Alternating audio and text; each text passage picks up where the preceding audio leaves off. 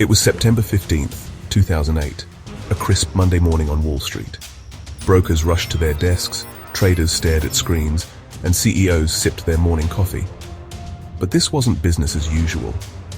Lehman Brothers, the fourth largest investment bank in the United States, and a name synonymous with power and prestige, filed for bankruptcy. It wasn't just another financial blip. This was the largest bankruptcy in US history. A $600 billion juggernaut had crumbled overnight. Wall Street panics, but the shockwaves are only beginning. Stock markets nosedive, banks halt lending, and businesses around the globe are thrown into uncertainty. This wasn't just the fall of one company, it was the collapse of trust in the entire financial system. But here's the twist. The US government saved other collapsing giants like AIG and Bear Stearns. So why was Lehman left to die? And more importantly, could we see this kind of economic catastrophe happen again? Let's unravel the story.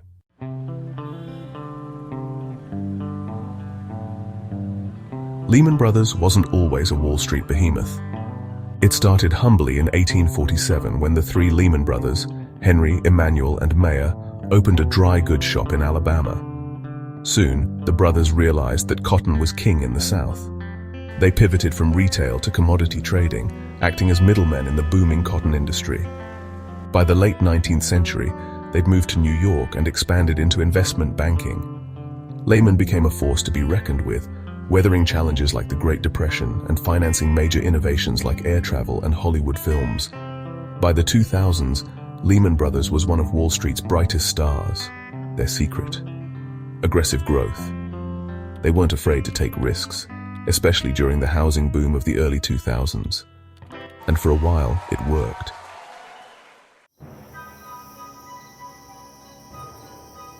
The early 2000s housing market felt unstoppable. Mortgage brokers handed out loans like candy, offering them to people with questionable credit. Lehman capitalized on this by packaging those mortgages into complex investments called mortgage-backed securities and selling them for enormous profits. To the untrained eye, this was genius. But to anyone paying attention, it was reckless. These investments relied on the assumption that housing prices would never fall. Spoiler alert, they did. And Lehman? They didn't just play the game, they bet the house.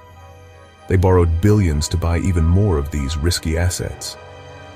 Imagine standing on the edge of a cliff, adding more weight to your backpack, while ignoring the cracks beneath your feet.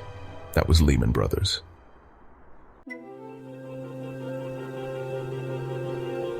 By 2007, those cracks turned into chasms. Homeowners began defaulting on their loans, and the value of mortgage-backed securities plummeted. Lehman's balance sheet started to look like a horror story: mountains of debt, crumbling assets, and executives desperately clinging to hope. Instead of scaling back, they doubled down, buying even more toxic assets in a last-ditch effort to stay afloat. Why? Because admitting failure wasn't an option. In their minds, they were too big to fail.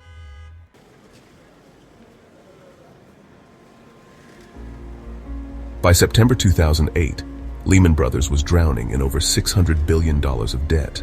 Their stock price was in free fall, and investors were fleeing like passengers on a sinking ship. CEO Dick Fuld spent sleepless nights trying to find a buyer.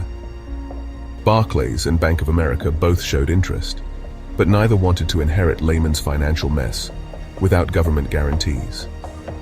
On September 15th, Lehman Brothers filed for bankruptcy. 26,000 employees were out of work. Entire departments were wiped out overnight. And Wall Street, it was on fire. The collapse wasn't just a financial disaster, it was an emotional one. Traders left the building carrying cardboard boxes, some in tears, others too numb to react. Years of loyalty and hard work reduced to a single devastating headline.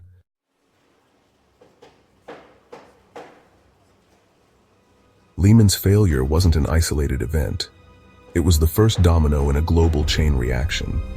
Credit markets froze. Banks stopped lending to one another, terrified they'd be the next to fall. Businesses couldn't access loans to make payroll.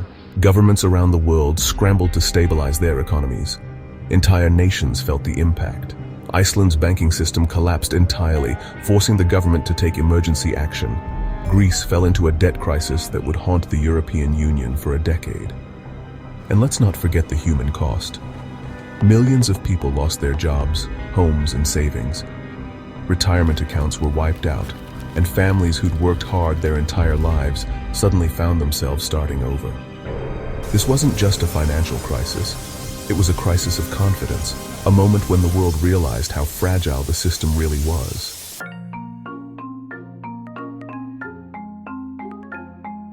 Here's the question that haunted everyone.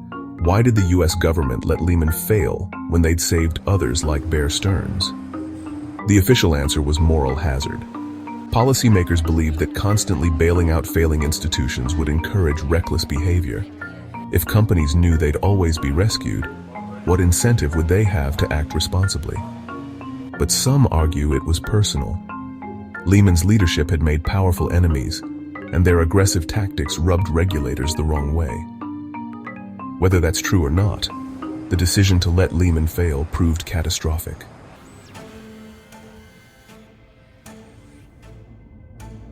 So, could it happen again? Unfortunately, the answer is yes. In 2025, we're seeing unsettling echoes of the 2008 crisis. Household debt is at record highs. Cryptocurrencies, while revolutionary, have introduced a new layer of speculative risk. And the rise of shadow banking, unregulated financial entities, mirrors the kind of unchecked behavior that led to Lehman's downfall. Even traditional banks aren't immune. While regulations like Dodd-Frank have added safeguards, some argue they're full of loopholes. And let's not forget human nature, greed, and overconfidence never go out of style. The financial system is like a game of Jenga. One wrong move, and the whole thing could come crashing down.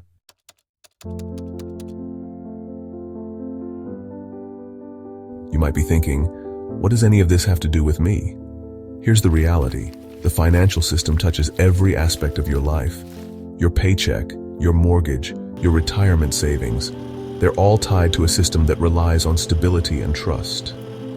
Lehman's collapse was a brutal reminder that no institution, no matter how big or prestigious, is invincible. And when giants fall, it's the everyday people who get crushed. But it's not all doom and gloom. History also teaches us the power of resilience. Families rebuilt, businesses adapted, and communities found ways to recover.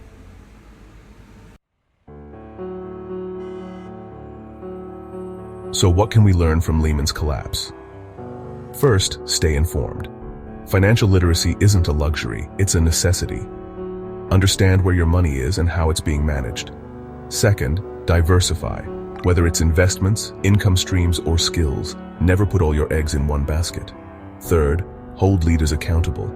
Demand transparency from politicians, regulators, and corporate executives. Above all, remember this: history doesn't repeat itself, but it often rhymes. By understanding the past, we can navigate the future with a bit more clarity, and maybe, just maybe, avoid making the same mistakes.